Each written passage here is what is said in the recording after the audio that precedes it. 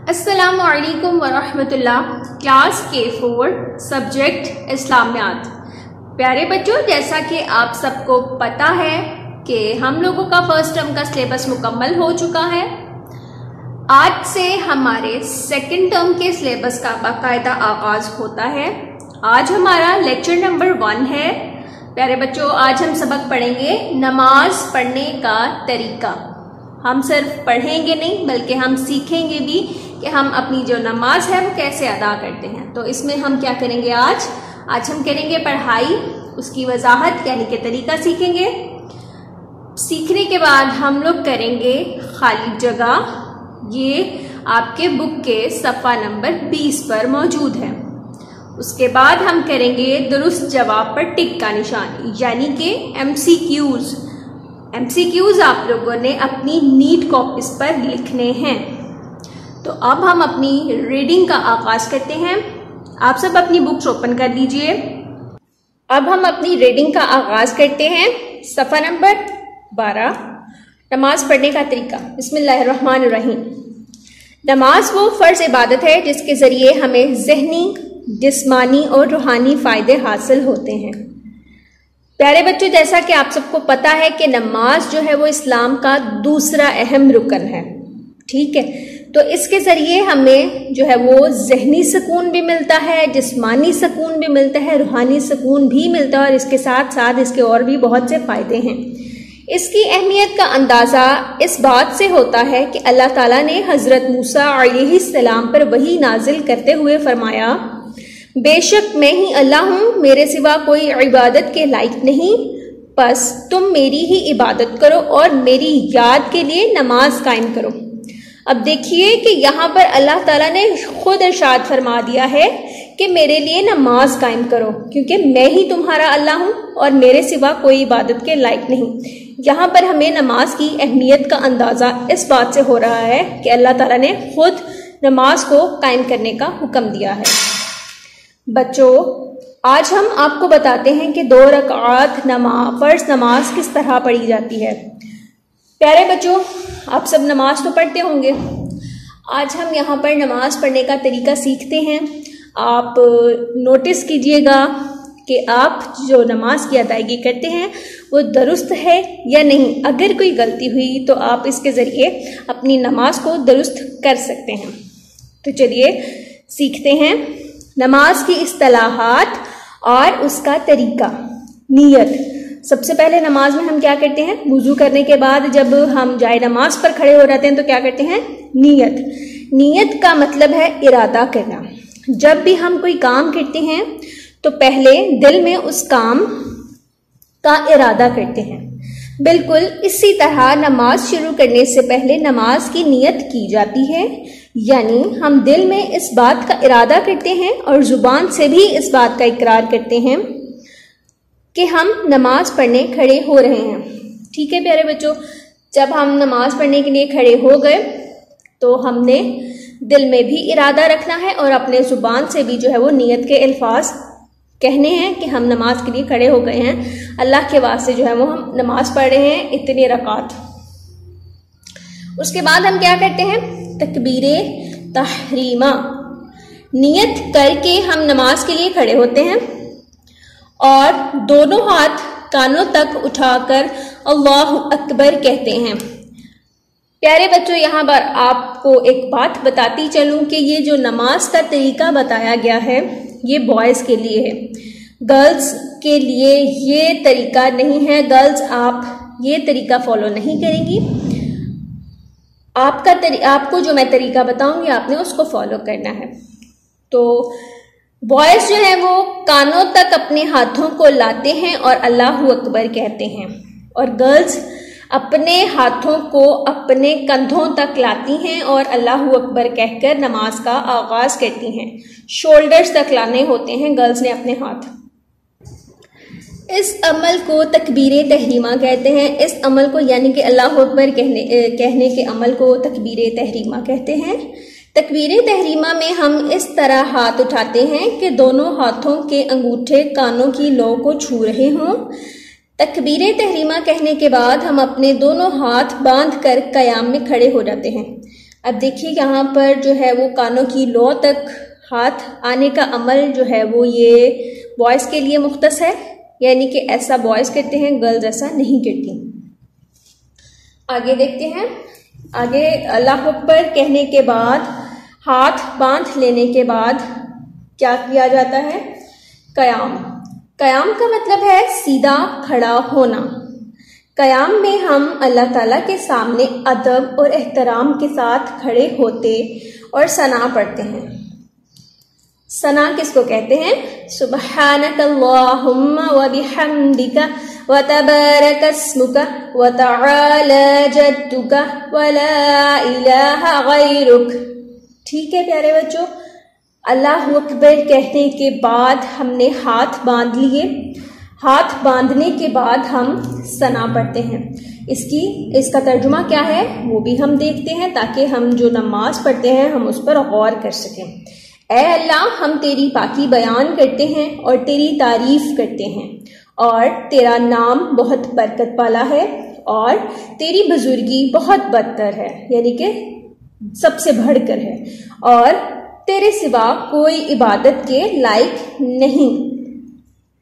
सना एक दुआ है जिसका मकसद अल्लाह ताला की तारीफ और बड़ाई बयान करना है। सना पढ़ने के बाद ताऊज़ और तस्मिया पढ़कर सूरह फातिहा पढ़ते हैं। सूरह फातिहा के बाद कोई भी एक सूरा पढ़ी जाती है। सूरह फातिहा बच्चों किसको कहते हैं? जी, अल्हम्दुलिल्लाहि रब्बिल आलमीन। इससे सूरह फातिहा कहते हैं।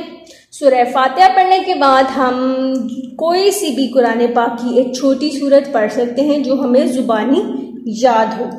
वो सूरत पढ़ने के बाद हम क्या करते हैं? रुकू। दोनों सूरतों मतलब सूरह फातिहा और उसके बाद कोई सी भी सूरत को पढ़ने के बाद अल्लाहु अकबर कहकर हम रुकू करते हैं। रुकू अब कैसे किया जाता है? घुटनों पर हाथ रखकर झुकने को रुकू कहते हैं।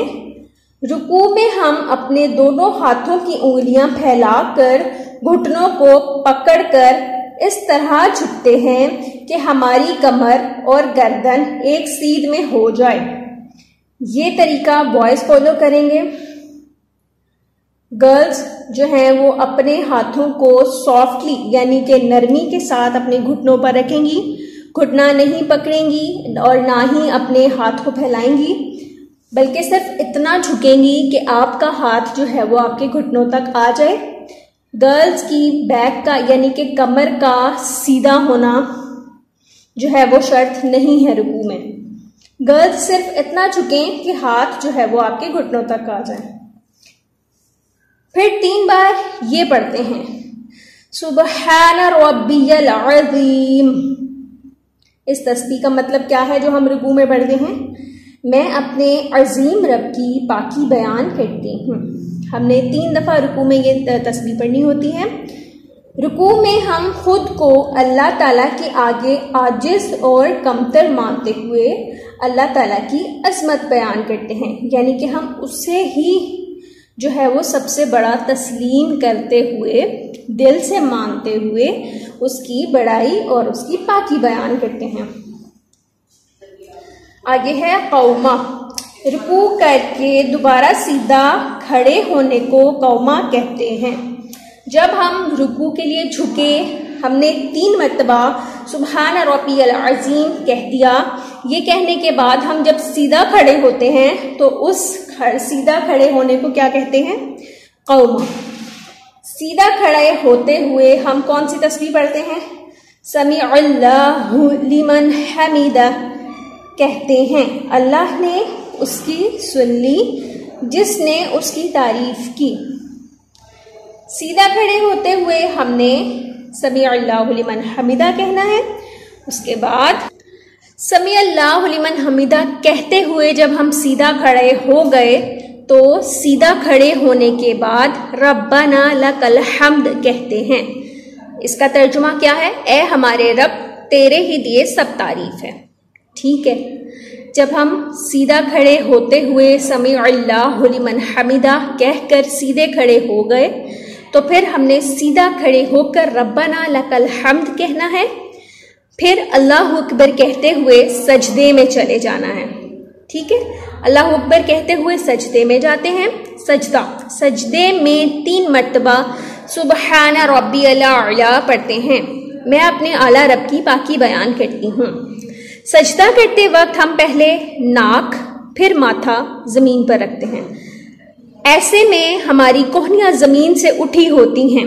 सजदे में हम अल्लाह ताला की बड़ाई और अजमत बयान करते हैं।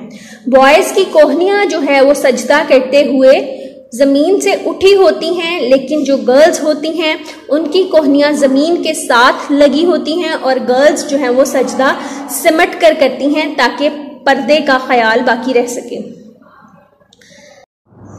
कादा, 2 मरतबा सजदा करने के बाद दूसरी रकत में बैठने को कादा कहते हैं। कादा में दोनों घुटने मोड़कर बैठते हैं और तशहुद यानी अत्ताहियात पढ़ते हैं।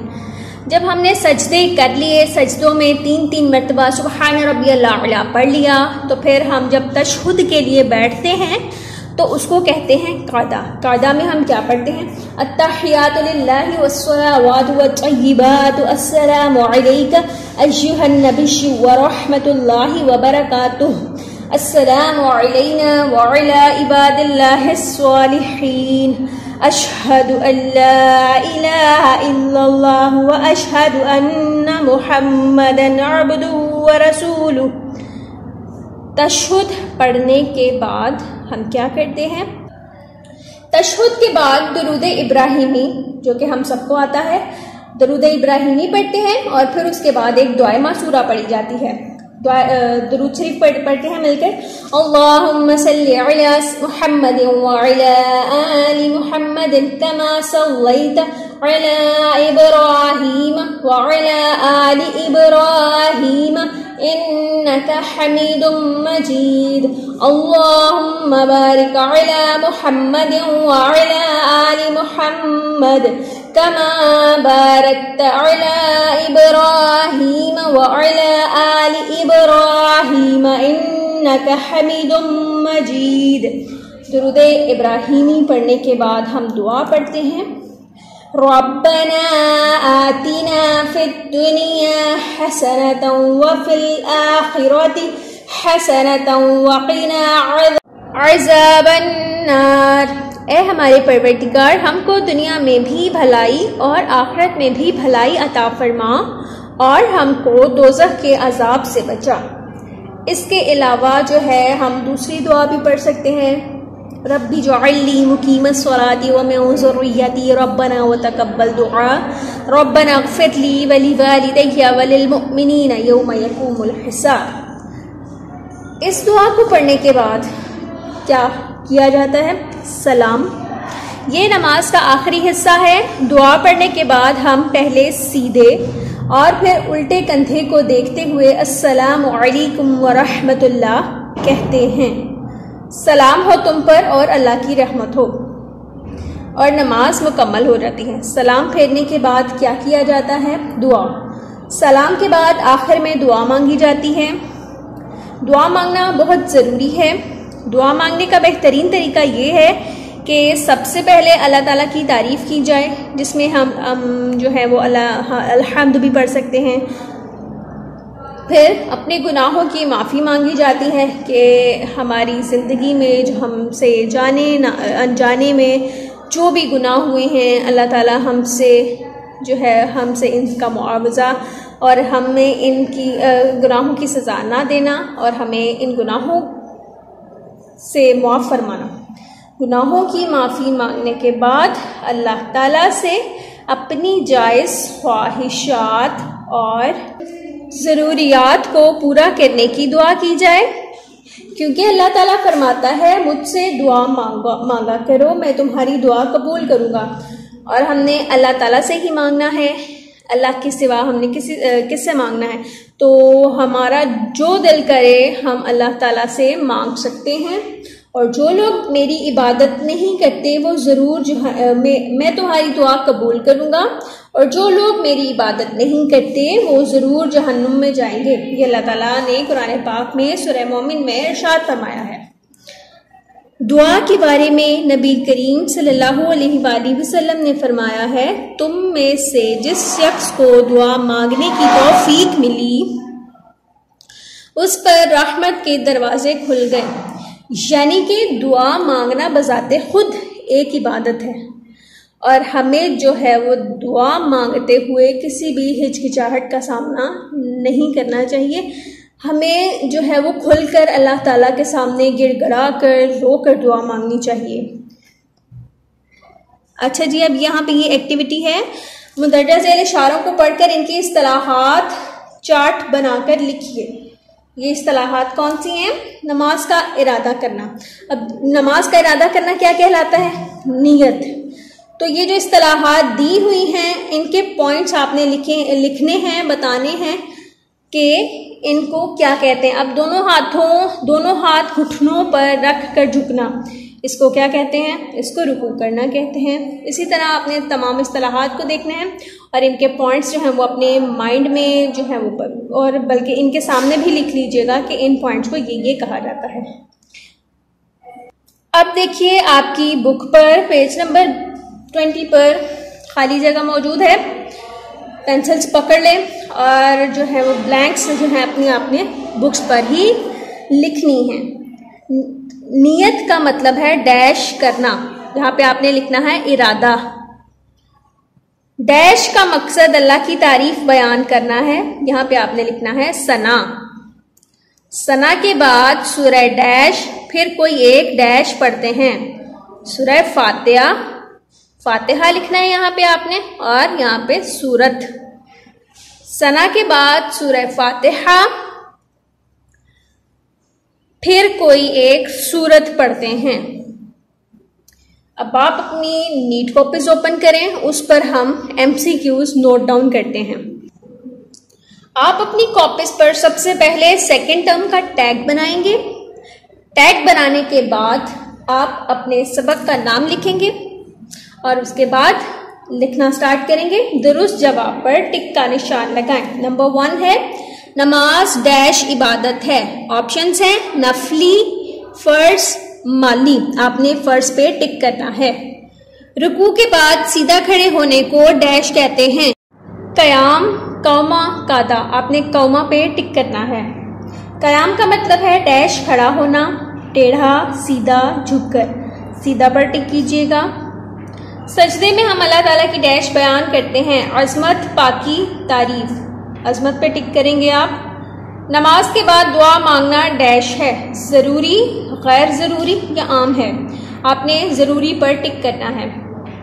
ये MCQs आपने अपने नीट कॉपीज़ पर इंतहाई साफ लिखाई में लिखने हैं और जो हमने आज पढ़ाई की है वो आपने दोबारा रीडिंग करनी है और सिर्फ रीडिंग नहीं करनी बल्कि आपने नमाज के तरीके को याद करना है और ख़ुद से दोहराना है उस तमाम तरीके को एक दफ़ा फिर से। शुक्रिया।